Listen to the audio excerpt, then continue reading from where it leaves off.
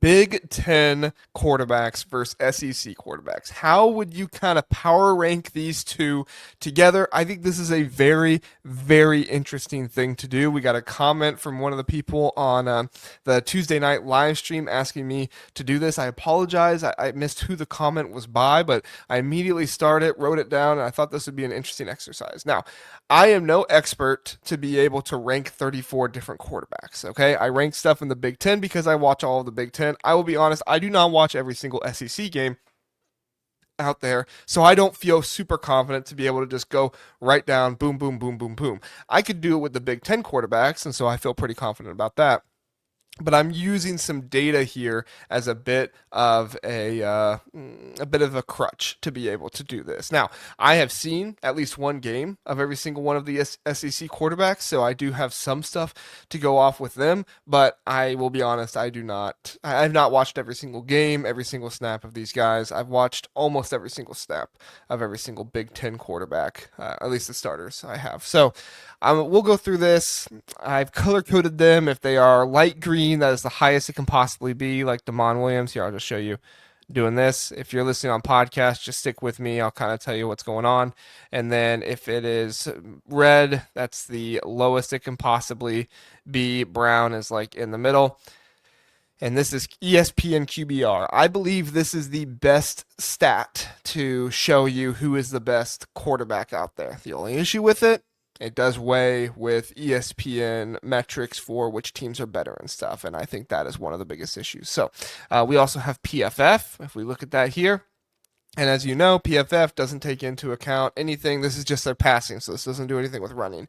The PFF doesn't take into account anything with how difficult the opponent is or anything like that. It just strictly grades how did the quarterback perform, and then finally adjusted completion percentage I think is another important stat to look at for some of this stuff. So a dot is there, average depth of target. That's just like if somebody is like let's just look and see who's the lowest.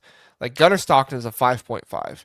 Means he throws a lot of passes behind the line of scrimmage, a lot of easy completions. So when you have a lot of easy completions and stuff like that, I can't really call you one of the best quarterbacks in the nation or in the Big Ten.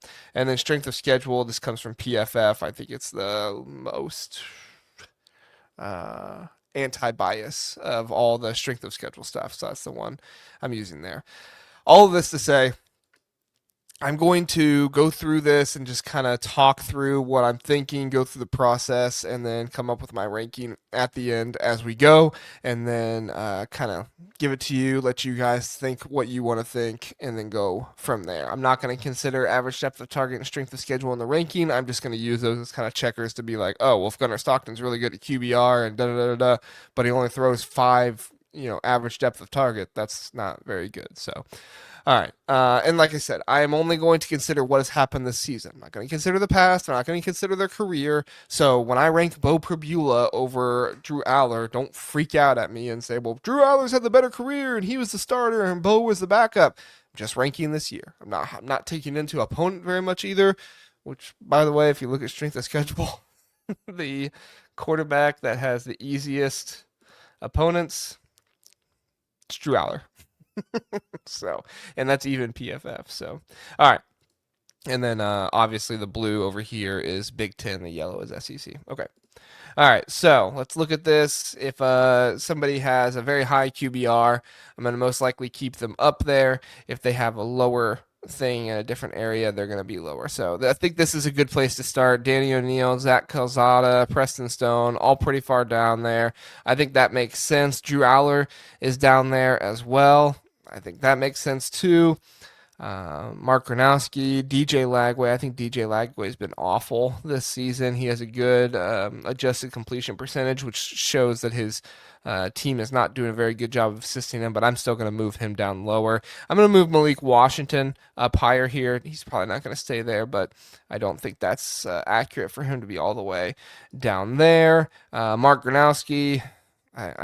Drew Aller's been better than Mark Gronowski. I know Gronowski's had harder competition, but Drew Aller's been better than him.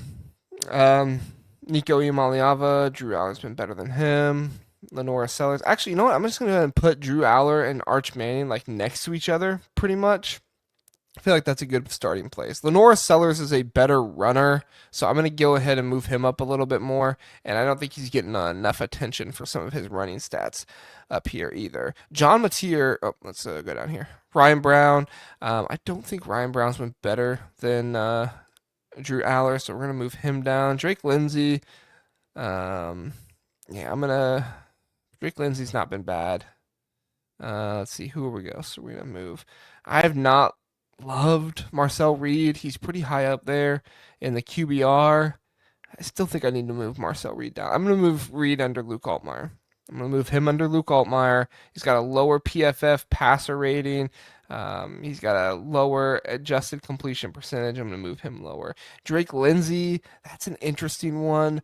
It feels wrong having him above Arch and Drew, but the way they've played this season, Drake has been kind of better, but his average adjusted completion percentage, it's just his PFF is so high, which really means that what they're asking him to do, he is doing, and that's kind of what they're trying to get at there. So I think some of this is that they're just not asking him to do all that much. I've been impressed with Drake Lindsay in some scenarios, and other scenarios not so much.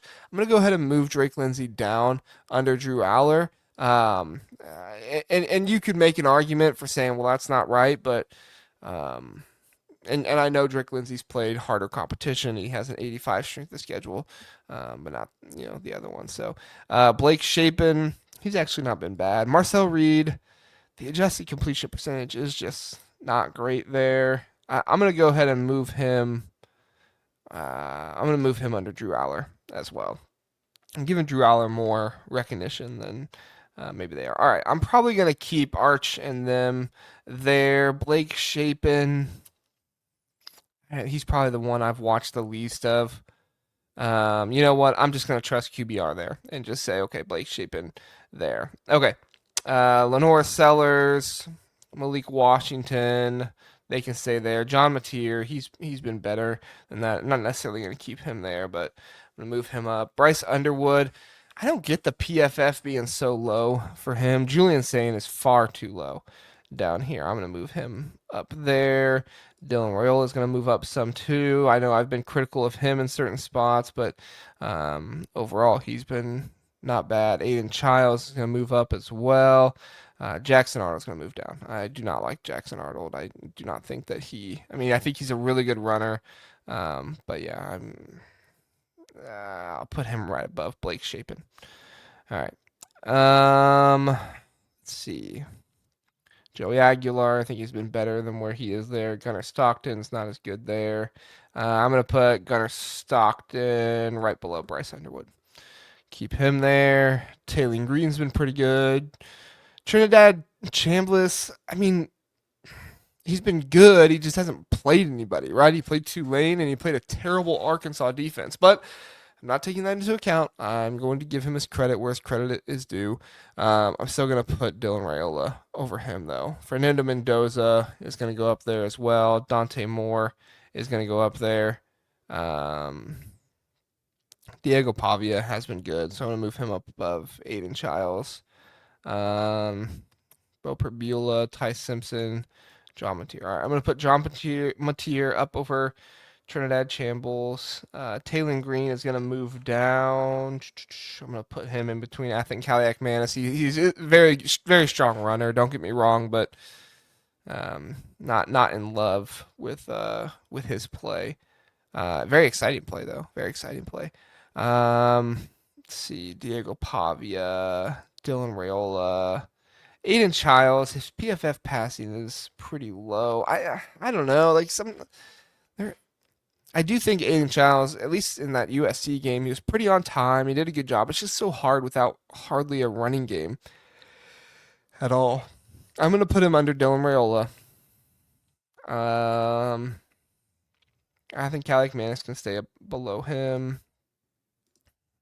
I'm going to put Chambliss in front of Childs. I'm going to have him right above Bo Perbula. And then honestly, I don't think the SEC has a quarterback as good as Dante Moore, Fernando Mendoza, Julian Say, and Damon Williams, and Jada Maiava. I just don't think they do. So I think a lot of people are not favoring Julian Say because of that Texas game, which I don't really think is fair. But it is what it is because, I should say why I don't think it's fair. It wasn't fair because, number one, Julian Sain made some really good passes to receivers that they dropped. And then number two, Ohio State ran everything so conservative, they didn't actually let Julian Sain, they didn't actually let Julian Sain really showcase his ability and his accuracy. So I'm going to make Julian Sain fifth. I'm going to say prove it a little bit more. Have Fernando Mendoza be. I mean, after that win against Illinois, but I'm not gonna do what they've done. Yeah, I'm gonna keep Fernando Mendoza fourth. I'm gonna put Dante Moore. No, no, I'm gonna put Dante Moore below Fernando Mendoza. He does have a very favorable offense as well.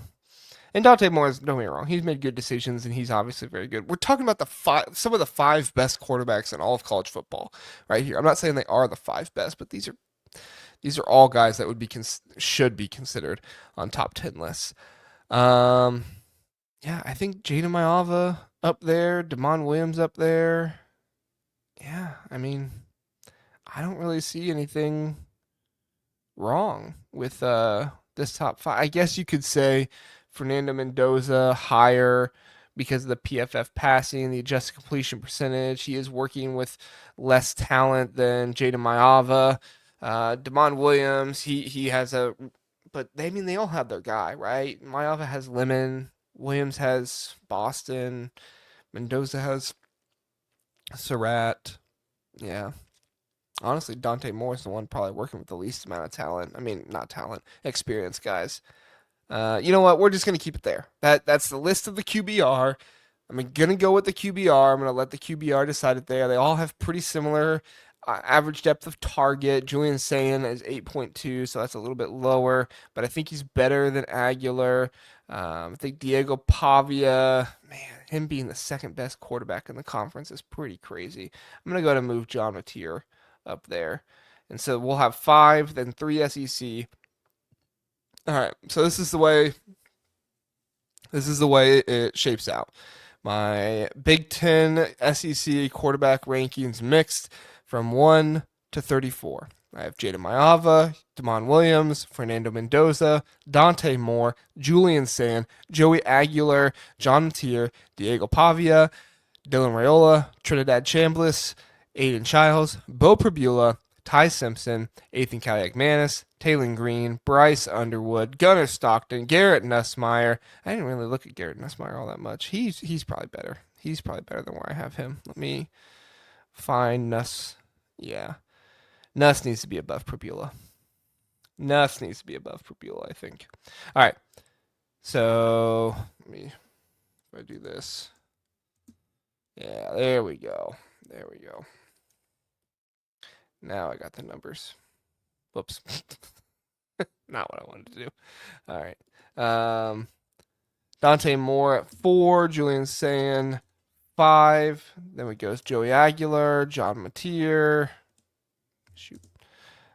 Diego Pavia, Dylan Raiola, Trinidad Chambliss, Aiden Childs, Garrett Nussmeier, Bo Prabula, Ty Simpson, Athan Kaliak-Manis, Taylor Green, Bryce Underwood, Gunnar Stockton, Malik Washington, Lenora Sellers, Luke Altmaier, Jackson Arnold, Blake Shapen, Arch Manning, Drew Allar, Marcel Reed, Drake Lindsay, Ryan Brown. Keep going. Let me scroll here. Nico Yamaliava, Mark Gronowski, DJ Lagway, who everybody said was the best quarterback in the country.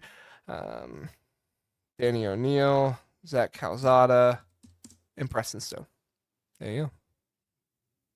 Now I'm going to post it on social media and everybody can roast me if they want.